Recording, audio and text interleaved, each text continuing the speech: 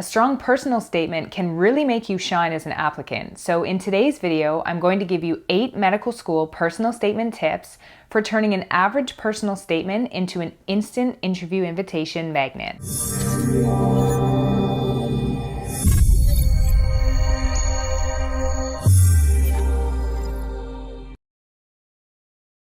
A quick intro before we get started. Hi, I'm Nadine Evans, an admissions associate at BeMo Academic Consulting. Make sure that you subscribe on whatever social media channel you're watching this from now so you don't miss any of our upcoming videos.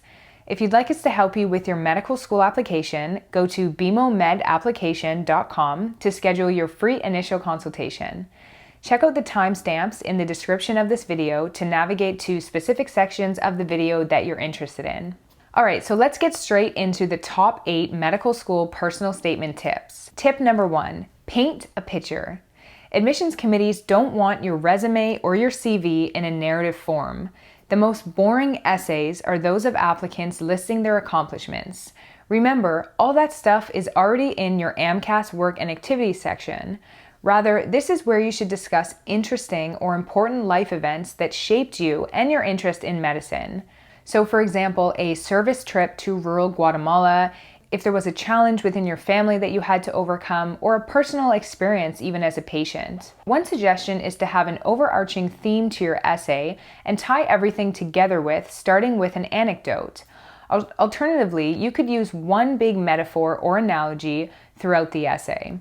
One of the best ways to illustrate that you have the qualities required for medical school is by telling admissions committees a story about your life. So if you've worked through a professional challenge, explain how you've done that and what you learned about yourself in the process. If you've demonstrated great perseverance, explain when and how and what you learned. Just remember that these stories must be true, they must be your stories, and they must be connected to why you want to be a doctor. These stories cannot effectively serve this purpose unless you put a lot of effort into planning your statement in advance. Also, you can use this space to contextualize your experiences and explain how one thing in life led to another. For example, perhaps you started volunteering at that nursing home shortly after your grandparent died. Don't be afraid to share your own unique story because all of us has one. Tip number 2, use clear and accessible language. Describing a clinical condition to a patient requires using specific but clear words, and this is why your personal statement should do the exact same thing. Using large words make you sound like you are compensating for poor communication skills. Use words that you believe most people understand. It's a good idea to read your personal statement back to a 14-year-old and then again to someone whom English is not their first language to see if you're off the mark. Fancy words do not make you a good communicator. Listening and ensuring comprehension makes you a good communicator. The ability to communicate a complex idea in a short space is among the most important of a physician's skills. Doctors communicate with each other and patients using clear language without fancy or vague words. So if you can demonstrate that you've already got this skill down pat with non-medical language, you'll place yourself ahead of the pack. Tip number 3, don't answer the question literally. Personal statements are all answering the same question. Why do you want to be a doctor? So it's important to get out of the box a little bit. An essay that starts with, "There is no clear moment when I wanted to be a doctor," often just elicits a sigh from the admissions committee. Yes, they want to see your passion for medicine, but there are infinite ways of answering that question. Otherwise, you're just writing the same essay that everybody else does. You need to explain why you want a career in medicine, why you want to be a doctor. What about the practice of medicine works with who you are? So naturally, this takes a lot of reflection around who exactly you are. So start journaling or exercising some creative muscle many months before the application and ideally during the earlier half of your undergraduate degree. This way there's a coherent logic around why you want to be a doctor, and then communicate that as tightly and as effectively as possible in your personal statement. Even questions that don't ask why you want to be a doctor should be connected in some way to this coherent logic. Tip number 4, be true to your own experience. Don't presume that you know what it's like to be a doctor. Truly, you don't know what it's like, and that's okay. Instead, spend the space discussing what you do know, even if it's about astrology or fly fishing, and you can somehow tie this back to medicine.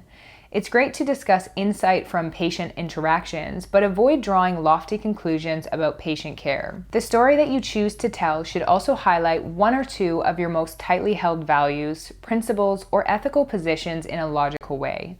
So, for example, if you are someone who is committed to community service and you have a track record of such service, your story should feature this and provide insight into why you care about your community. Saying that I value community service when you've never volunteered a day in your life is absurd.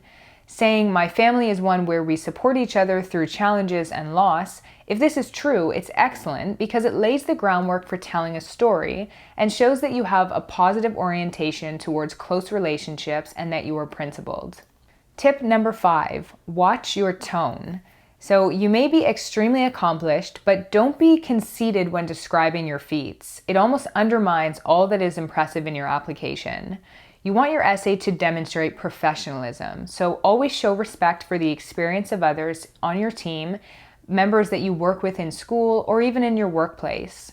Stories or examples of when you have demonstrated respect in the workplace have real value as long as you're connecting it to why you want to be a physician. In terms of humor, most people will advise you to stay away from humor in your personal statement. It's true that it is a bold move. There's high risk, but there's also high reward.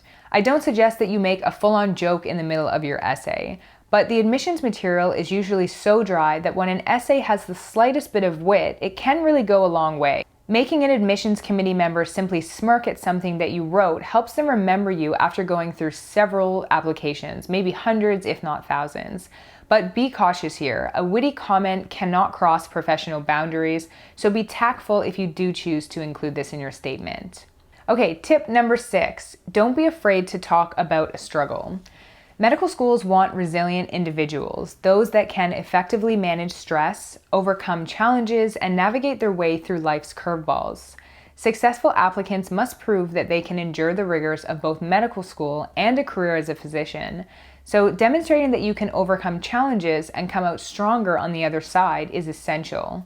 They know that most people have made mistakes or were faced with a tough situation at some point in their lives. So if you struggled with a difficult situation, don't be afraid to discuss it in your personal statement.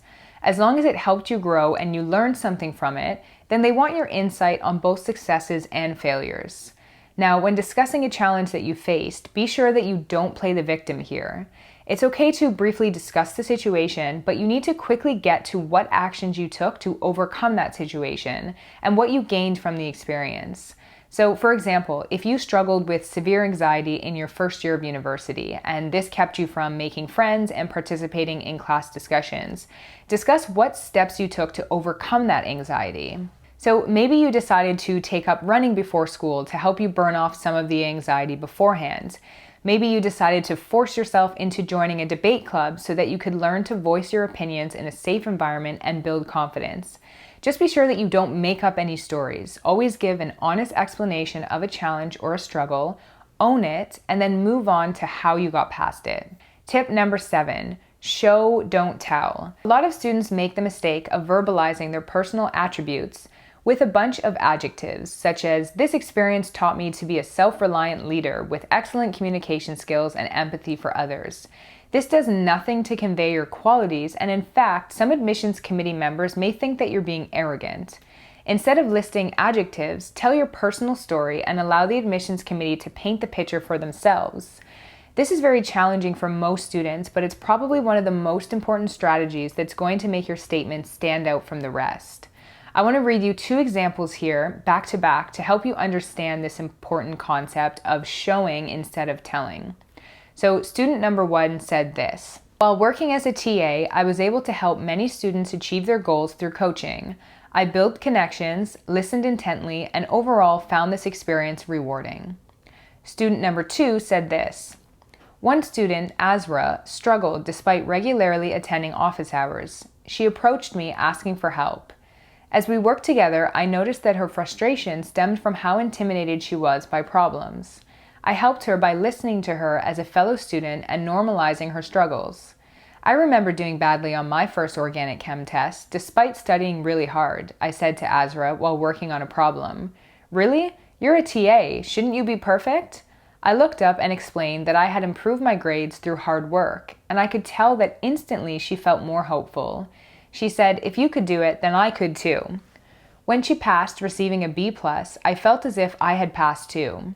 That B+ meant so much. It was a tangible result of Azra's hard work, but it was also a symbol of our dedication to one another and the bond we forged working together. So, do you notice how student number 2 told a story? And through that story, we saw that student number 2 was a good listener, they showed compassion, they made connections with students, and they found the experience rewarding. But they didn't have to say any of those things. Instead, they showed us what skills they gained and what the experience meant to them.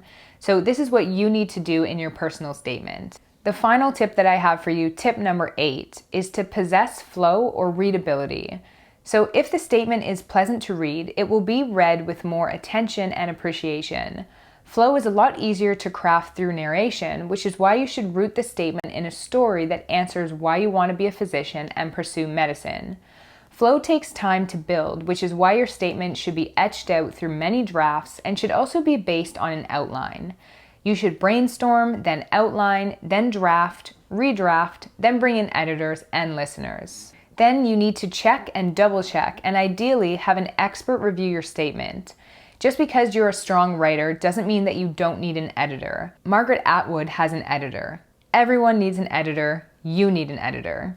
So hopefully you found those 8 medical school personal statement tips helpful. So please subscribe, like, and leave a comment if you have any questions that I can help you with.